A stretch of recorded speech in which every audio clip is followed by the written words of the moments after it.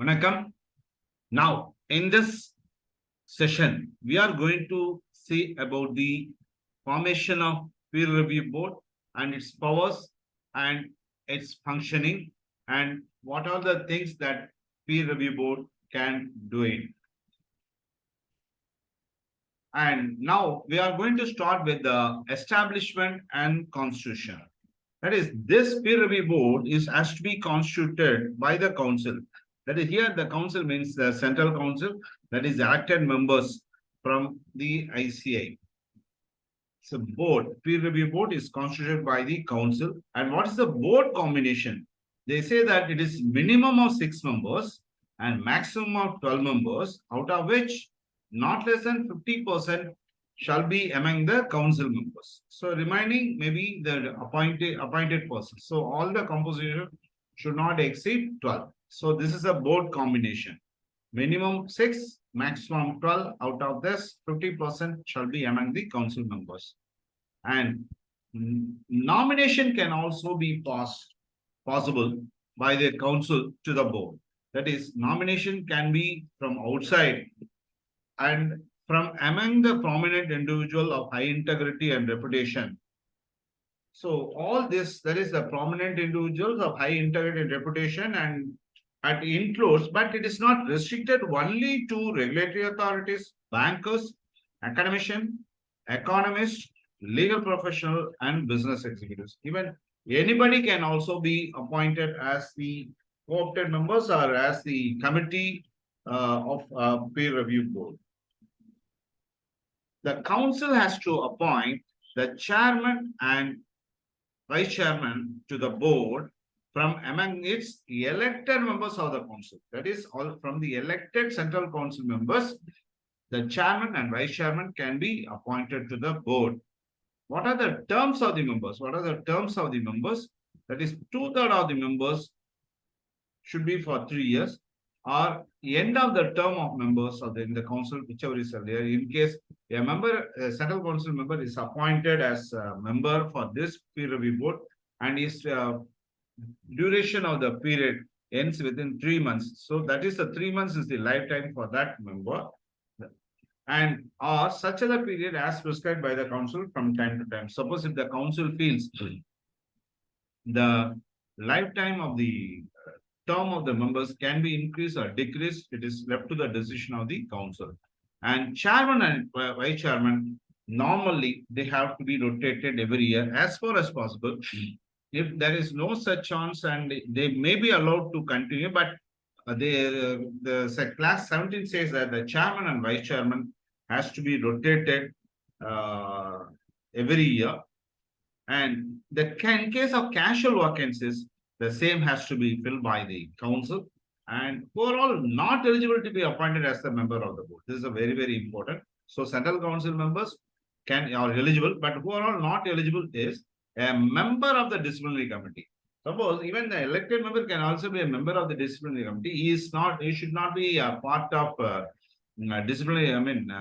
If he is in the disciplinary committee, then he will not be appointed as the member of the board as well as board of discipline. They are not eligible to be appointed as the peer review board members. Class 18, meetings. What are the meetings that peer review board, terms and conditions, what are the time, what is the time, everything has to be decided by the Charter Accountant Regulation Act of 1980. All the provisions that are stated in the Charter Accountant Regulation 1988 decides the meeting.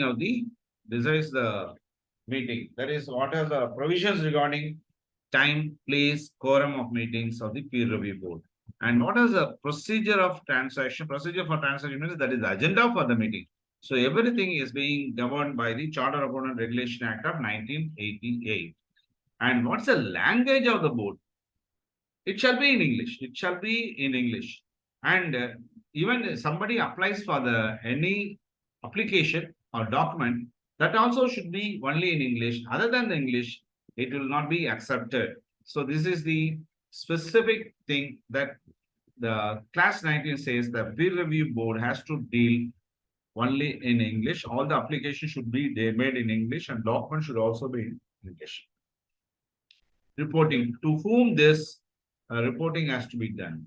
The peer review board, after its finding anything, they have to report this to the council.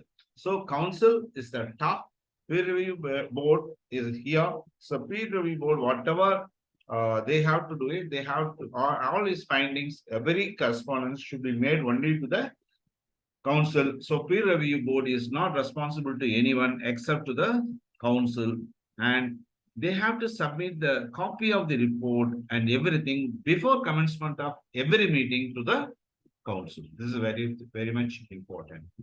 Next point is, what is the functions of the board? The board vested with the powers to enforce compliance of the provisions, guidelines by practice unit and others. What are the powers? What are the powers and duties of the board?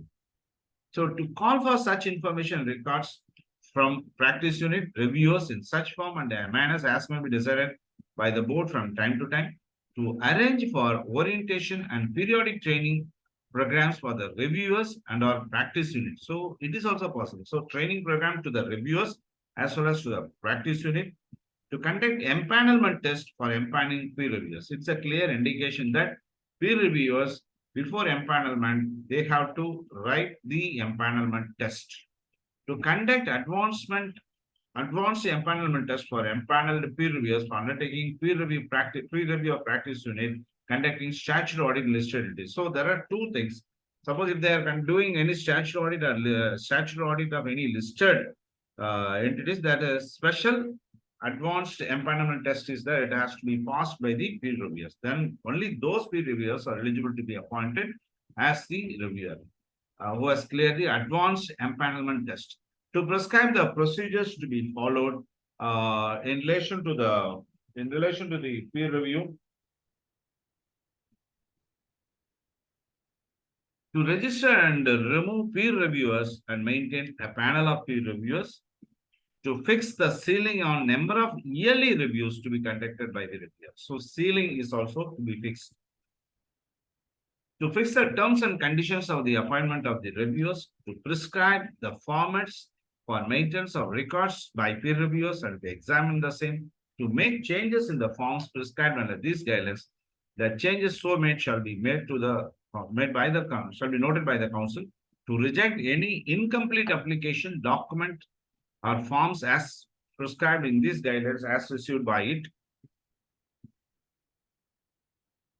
to review the work performed by the reviewer, to define the scope of selection of practice unit for peer review as the board may deem fit, to collect information to determine whether the practice unit is covered under the peer review mandated as notified by the council, to prescribe such criteria of selection of practice unit for peer review as the board may deem fit, to select and notify practice unit for peer review to be conducted during the year, to select 3 peer reviewers and intimate their names to the practice unit, and allow the practice unit to choose any one reviewer there from within 1 working day or such other period as may be decided by it from time to time. Provided the board shall, for the reasons to be recorded in writing, appoint a reviewer for the practice unit if the practice unit does not select a reviewer within a period of 1 working day or such other period as may be fixed from the date of service of intimation. Suppose if the reviewer is not selected within 1 day, then the board can also directly appoint the reviewer. The reviewer selected by the practice unit does not give his confirmation. If the reviewer has not given any confirmation within 7 working days of being intimated by the review board, the practice unit on its own requests the board to appoint a reviewer. So all this is possible with this reason. So they can appoint any reviewer. So the board has got the power to appoint the reviewer. To call for such information on regular intervals from Union Directorate as may be considered necessary, to prescribe a register to be maintained by the practice unit for assurance services rendered during the year, on considering the report of the reviewer, issue such advisory to the practice unit or peer reviewer as may be considered appropriate, or order a follow-on peer review to be carried out, or issue peer review certificate in the format as the board may decide. Then to examine that the practice unit comply with the appropriate audit assurance quality index or Such other criteria as may be specified by the Center for Audit Quality or such other committees as may be constituted by the council. Next functions are to frame rules for assigning grades to the practice units based on such criteria as may be desired by it and to provide suitable grading to the practice unit. The practice unit shall inform the grading to the board the application while applying for the next cycle of peer review to publish the grades so allotted on such platforms as the board may decide for the purpose of reporting to appropriate authorities or such other purpose as may be desired by the board. To note and issue the certificates to the practice units on the basis of the report submitted by the reviewer. To form such subgroups of the board as may be necessary to discharge its various functions. All this class 24 I have directly taken from the peer review guidelines and give here for your reference. Now we are going to another to class 24. In class 24, the board has, it has got the power to make the special report. Suppose if the board wants to make a special report about the level of implementation adherence to the technical, professional, ethical standards among the practice unit. So that means the board has got the power to make a special report to the council by way of suggestion to improve further quality of peer review. And then such other related matter, in case if the board wants to add any other matter, that is also possible. Now, if any advice is given by the peer reviewer on practice, what is the duty of the board? Then with these deficiencies, the peer review board has to refer the same thing to the subcommittee of the board. Then the subcommittee of the board has to analyze the materiality and the nature of deficiencies and give its findings to the council, to the board within 30 days. That is, the board has to give the assignment to subcommittee. Subcommittee has to analyze whether it's a material nature or not, then gives back to the findings to the board within 30 days from the date of the matter referred to it. Then if the board has to study the report of the subcommittee, then after deliberations, that report may be accepted or may not be accepted. If it is not accepted, then the board has to give its reference and that is what is the reason why it has not accepted. Everything has to be recorded. And if the board feels that the same has to be referred to the disciplinary committee, then the same can be referred to the disciplinary committee. So peer review is a very, very important exercise. And if there is any deficiency in the audit, assurance function of the chartered accountant, then the same has got the chance to be referred to the disciplinary committee by the peer review board. So you, as a practice unit, you don't do any deficiency. You don't allow the peer reviewer to give the deficiency report. Yeah. That means to avoid this deficiency, you have to give full and comprehensive and exhaustive evidence to the reviewer so that the reviewer will give you a correct report. So board can perform other duties as delegated by the council, such as the functions like formation of subcommittee and regional benches of the board as a special task. Then peer reviewer does not carry out the peer review. In case the peer reviewer does not carry out the peer review as per the guidelines, then the board, after giving opportunity to the peer reviewer, why you are not carried out, then take action against the peer reviewer, and the board has got the power to refer the matter to the council. And in case after the completion of the peer review and after submission of the report, after the receipt of fees from the practice unit, then suddenly there's a death of peer reviewer. So in that case, if there is any further cost that has come, then all those costs will be borne by the peer review board.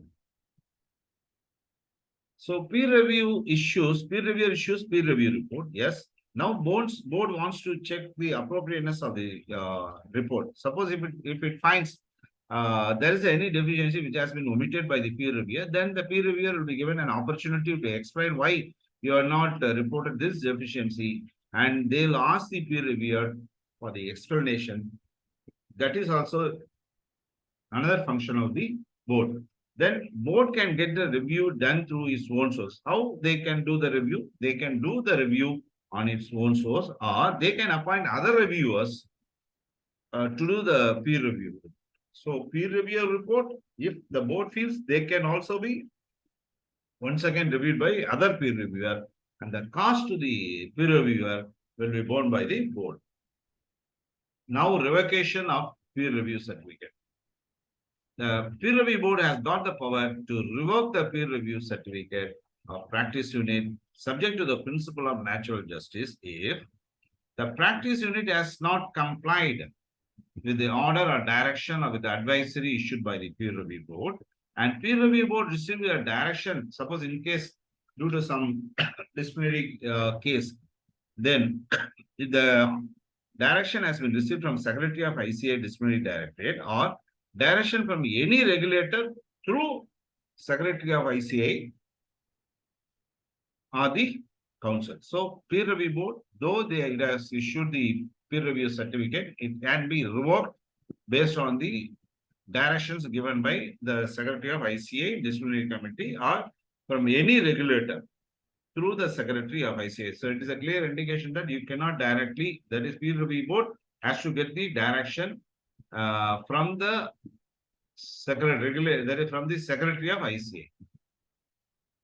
On the information received from practice unit or otherwise, that practice unit, that is now the practice unit pass on message that that is practice unit or any one of the partners are held guilty by the disciplinary committee or court. So if there is any disciplinary proceedings initiated against the practice unit or any partner of the practice unit, and within 1 month of final order issued by the disciplinary committee or court, peer review board can suspend or revoke the peer review certificate.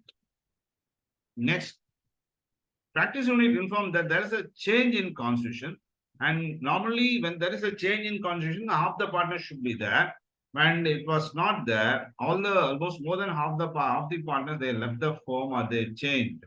So the peer review certificate is valid for a period of within 6 months, and till such time the peer review certificate can be used or such as a shorter period as prescribed by the peer review board. Then peer review board has to give notice in form 10 to practice unit regarding the observation, that is giving an opportunity regarding the observation given by the peer reviewer. Suppose in case the peer review board has observed anything, then the same thing has to be referred to the practice unit to receive the explanation. So it's an observation received from after receiving the observation received from practice unit, then peer review board can take decision. The name of the practice unit whose certificate has been revoked shall be posted on ICA website. That is, when any new peer review certificate is issued, then the same shall be posted on ICA website by the peer review board. In case of revocation also, the same matter can be posted or shall be hosted on ICA website by the peer review board. This is what I want to tell about this part of the presentation. And one thing is very clear: if there is any deficiency in the deficiency is noted by the peer reviewer against the practice unit and it has been referred to the board, then there will be a chance of your name is being referred to the disciplinary committee. So this is a caution that I noticed through this area of presentation. And thanks for the patient watching of this part of the presentation. Nandri, Vanakkam.